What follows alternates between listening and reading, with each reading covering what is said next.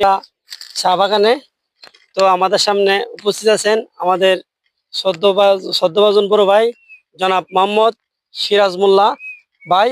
Islamic কিছু সাংকেতিক বিষয়ে আলোচনা করবেন, আমাদের ধর্মীয় গজল টজল গাবেন। তো সিরাজ ভাইকে অনুরোধ করা হলো। আসসালামু আলাইকুম রহমতুল্লাহি ওয়া বারাকাতুহু। রহিম নামে আসি মৌলারি দরবারে, আল্লাহ তারাইও না মোরে।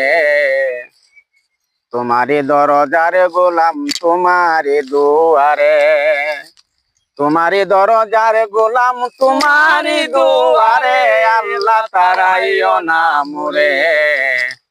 তোমারি দরজার গোলাম তোমারি দুয়ারে।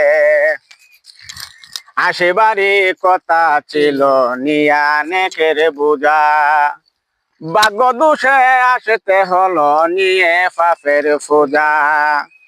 আশেবারি কথা ছিল নিয়া নেকের বুঝা, ভাগ্য দোষে আসতে হলো নিয়ে পাপের পূজা। আসামির ওই স্বীকারোক্তি ক্ষমা পাবার তরে, আল্লাহ তারাইও না মোরে।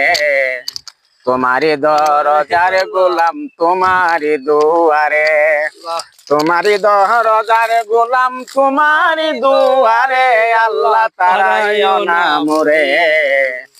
তোমারি দরজার গোলাম তোমারি দুয়ারে। জানি আমি মহাদোষী বহু গুনাহগার, জানি আমি মহাদোষী বহু গুনাহগার। তুমি কিন্তু সবার বড় আল্লাহু আকবার। ক্ষমা করিলে মোরে কেবা জিজ্ঞাসিবে তোরে, আল্লাহ তারাইও না মোরে। তোমারি দরজার গোলাম তোমারি দুয়ারে, তোমারি দরজার গোলাম তোমারি দুয়ারে, আল্লাহ তারাইও না মোরে। তোমারি দরজার গোলাম তোমারি দুয়ারে।